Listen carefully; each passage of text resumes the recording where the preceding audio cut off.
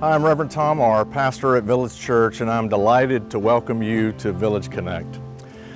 This series we're calling Teachers Along the Way, and we'll encounter people from Scripture who instruct us and inspire us and demonstrate for us what it is to be faithful followers of Jesus Christ. In this first session, we're going to meet Zechariah. And so I invite you to read his story now. You'll find it in the Gospel of Luke, chapter 1. Read verses 5 through 23. And when you've finished, come back and we'll get the conversation started.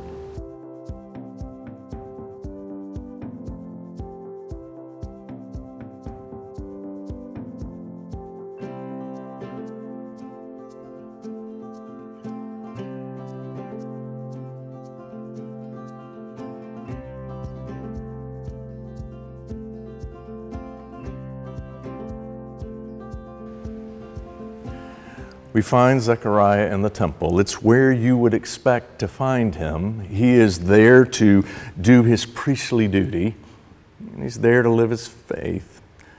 And an angel of God appears and tells Zechariah that he and Elizabeth, even in their old age, they're going to have a child. They will have a son who even the Spirit of God will come upon even before he is born.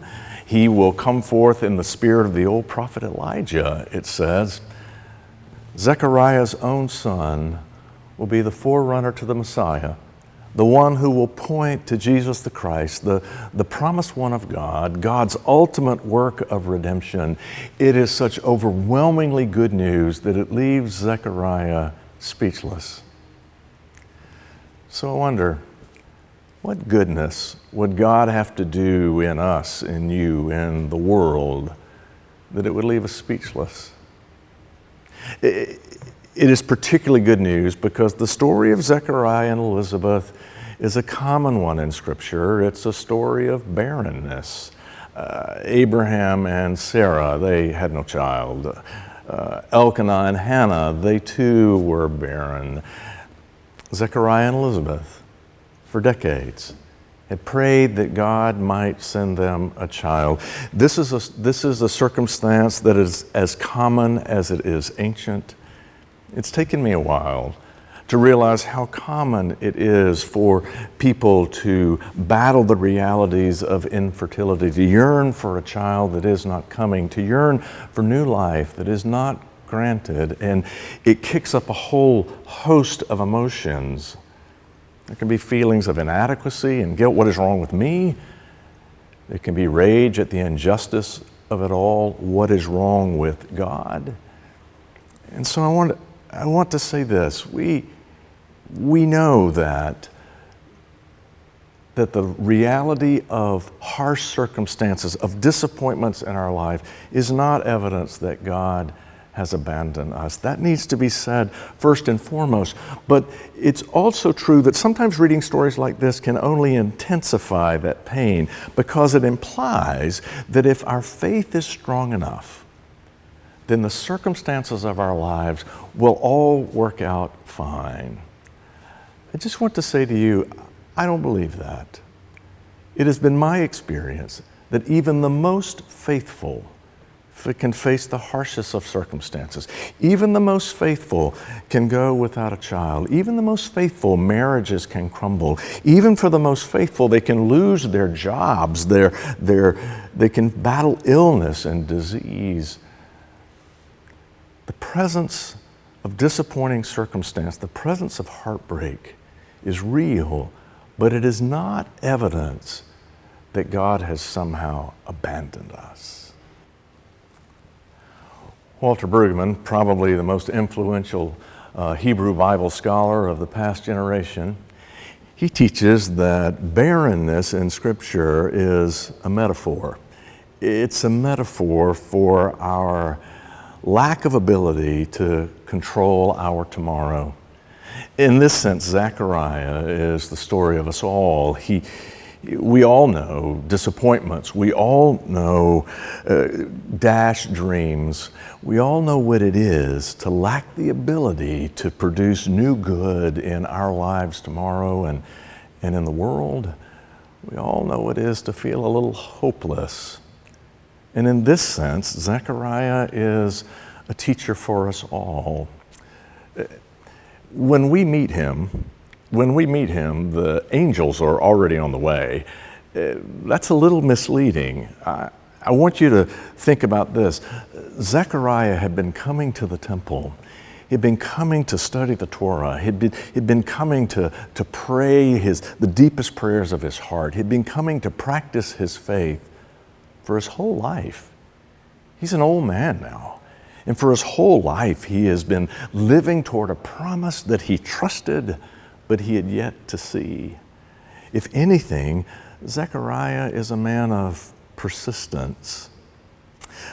When my kids were little, I took them to a T-ball game they had, and you know how those fields are. There are lots of fields in one place. We were walking past a game where some older kids were playing, and we saw a little guy just get a little blooper out into right field, and as he stood on first base, the crowd erupted. I mean, it was just a little bloop hit to right field, but in an instant I realized what had happened. This little guy had spent a whole season of fruitless effort at the plate. It's been a whole season of strikeouts, of tap backs to the mound, of grounding into double plays, and finally, at last, a hit. I think that's Zechariah's life. He'd come to the temple over and over and over again, trusting that God's goodness could be manifest in ways that would shape his life. And over again, it's a strikeout, it's a tap back to the mound, a ground into a double play. Day after day, week after week, year after year, decade after decade, he comes to the temple and he comes home. And there is no angel from God. There is no message of transformation and good news. And yet, Zechariah is persistent. He is a teacher for us along the way, and he's a teacher in persistence. I think Zechariah is instructive and inspiring to us because Zechariah reminds us never to reduce the dreams that God has for God's people. When we come to worship, we rehearse a story, and it's about the big things in the world and in our lives. It's about justice rolling down like waters. It's about swords being beaten into plowshares. It's about everything that has gone wrong, that God will ultimately make it right and redeem it. And week after week, we remember that story, we remember that truth, we remember that promise toward which we are living, a promise we have not seen fulfilled yet, but a promise we trust with our very lives. There is a statement in the Constitution of the Presbyterian Church. It says the church is to be an exhibition of the kingdom of heaven to the world, that we together are to show the world what the life of Jesus looks like. Over 30 years ago, I graduated from seminary and I became a pastor, and in my youth, I admit I had some confidence that we could do that. But over 30 years of ministry have humbled me a bit. I have only grown in my awareness of the distance between my own life and the teaching of Jesus Christ. I have only grown in my awareness of how often and easy it is for the church to miss the mark and to fail to live up to our own calling. But I have also grown in my confidence that the promises of God are trustworthy and true, and we live toward a day that we have not seen, but a day that defines every moment we live now. And so Zechariah would instruct us to be bold and courageous, to continue to practice worship, to continue to practice our faith, to continue to rehearse the story of God in our own lives, because the day is coming when the angels will bring us such good news that it leaves us speechless.